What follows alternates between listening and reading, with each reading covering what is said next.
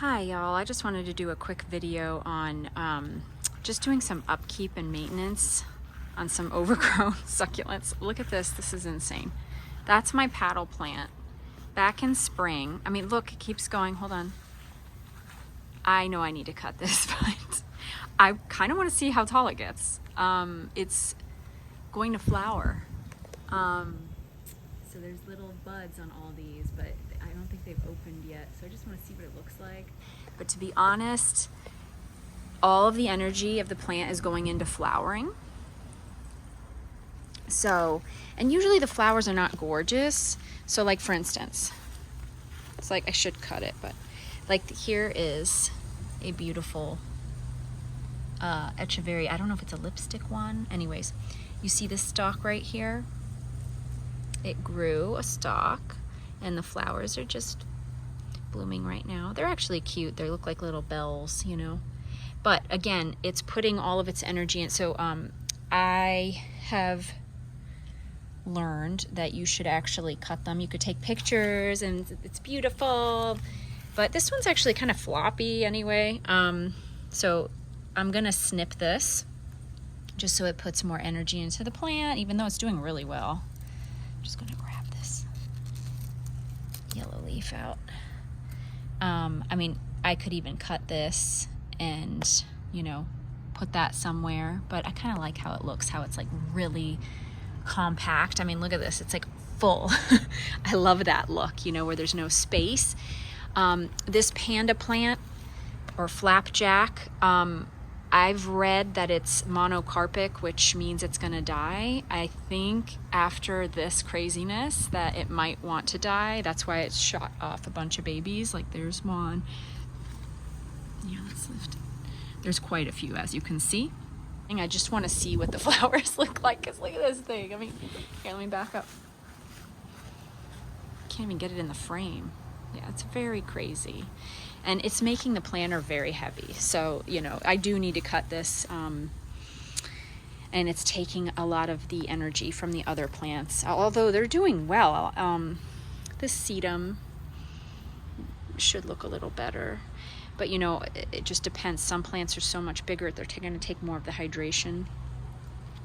And then back in spring, I took a bunch of like these flower. This, I don't know if this is a black prince. And I wanted to experiment because I saw in a video that you could take the leaves from the flower stalk, which I thought were not good. Like I thought they didn't do anything because somebody else said they didn't do anything. And I took a bunch of them for propagation, but unfortunately I had a huge mealybug infestation and I couldn't save them and I had to start over with my propagations. So I might take a few of these, even though this is not flowering. But for example, I snipped the flowers from these graptosedums or graptopetulums. They're pretty, but it puts a lot of energy into the flower stalks. And as you can see, a lot of them are bare because I've already taken a lot of these leaves for propagation. And they're doing well. I put some in my rock garden outside. I just kind of toss things out there for experimentation, and then I also put some in a dish. And they're doing well. They're producing babies. So it's good to, you know, trim these up. There was a really nice plant right here in the middle, as you can see. Now there's all this space. It rotted, and I thought it was dead, but then it produced all these babies on the rotted stem. Isn't that crazy? In here, so maybe you can see. I don't know if you can see. Yeah, the stem looks really rough. It's trying to focus on a bunch of stuff. Okay, there we go.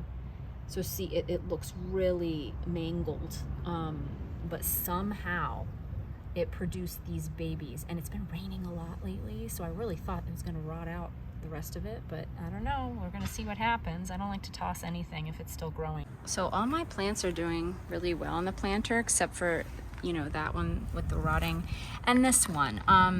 You know, this one also, I think it likes less water, so it's not planted in the correct spot. Because I have one in my porch. I think this is a Pearl von Nürnberg echeveria.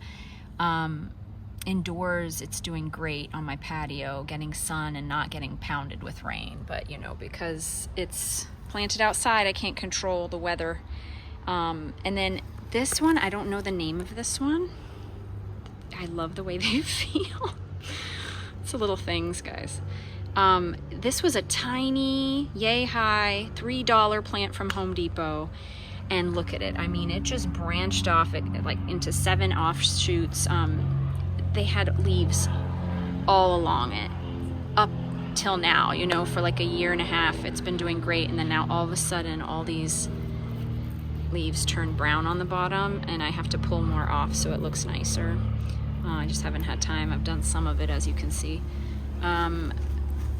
It doesn't really have any pests, so I'm guessing that because we've had so much rain, that maybe it has rotted. Not rotted, but it's just confusing because they're dry. So I'm very confused. It almost looks like somebody sprayed some chemical by accident on them. Although, you know, none of these are affected and the tops are not affected. So it is a head scratcher to me. I thought maybe at first it was from all the rain, because some of these bottom leaves are really mushy. But it doesn't explain why these are so dry. So it is, I don't know everything. See, here's a mushy one. Oh my God, it just rotted right off. Ugh. See all that mush? Yeah, so it's confusing. I don't know what happened to this one, but I'm praying that the rain stops for a little bit. As you can see how wet the soil looks. You know, it's dark. Anyway, so that one I'm confused about, but you know, all the other ones are just thriving. They're taking over. And then this one is a Calancho variety, I think. And I love it. It's like very variegated. As you can see, like some of it is darker green with pink tips and white. And then this one turned completely yellowish white, you know? So I like that variety. I like how it can be different. It is insane, kind of like my panda plant, like it's overtaking this thing. And as the sun moves, like look, this one was like straight up, and then as the sun moved, now it's going this way. It's just kind of crazy. I need to cut this, you know. I do like a more uniform look, but there's something beautiful about the wildness of it, so it's kind of up to your preference. But you know, to make it a little tighter looking, then you might want to trim it up, you know. And then it would look so much better with like a plant right here, you know. As I said, this one was a big plant. But now there's this space in the middle. Like, it looks kind of funny, right? So that's what's going on there. So we did this one. We did the first one. We did the second one. All right, so here's the third one. It looks really good here on the right, like compact, so many plants, right? I'm so happy because for some reason I had bad luck with this Echeveria neon breakers in the past. I've killed quite a few. And somehow I got lucky this time, and I think I know why. I think it doesn't like to be beaten by the sun like some of the others, and this creates some shade for it because the sun is off this way, like that's east. So sometimes the sun is right above, but it depends, you know, when it's winter, it kind of is off over there, you know, coming at an angle. So when it does that, it creates a shadow from these, you know, so it's always getting a little bit of a shade, and I think that's why it's happy. It was really tiny. It was like a tiny plant, like one of those $2 or $3 ones, and I'm really happy with that one. And I don't know the names of these. This is an interesting one, but it's doing really well.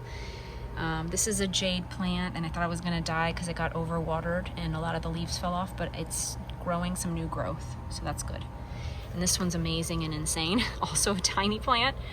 It is just growing all over. I mean, I could cut if I want to make more plants. I just love that color, how it's that bright green and then it's yellow with pink. It's just so cool.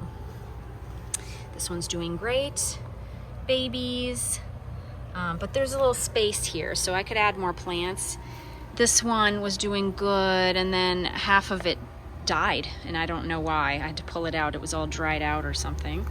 And then this is some fire sticks that look kind of cool. So, oh, and I wanted to show you guys this one. I don't know if this is a topsy-turvy echeveria, but something happened to it on the stem. It got damaged, and then all these babies. This is not typical. I think this is called corrugated when there's some damage, and it actually is cool because it creates this insane nursery of babies. It is so cool. You can't even see the stem. Let's see if I can see it from over here. Look, it's even covered there. You can hardly see. So that is interesting. I don't know what damaged it, but it evolved. It's so cool. So that's pretty neat. So yeah, again, you know, you got to kind of experiment and see what works. But some plants don't go well with others, you know? So like these are all well hydrated and doing amazing. But for some reason, this one is like a little more bare. So you just got to learn and see which ones need more water and less water, you know, and kind of try to accommodate.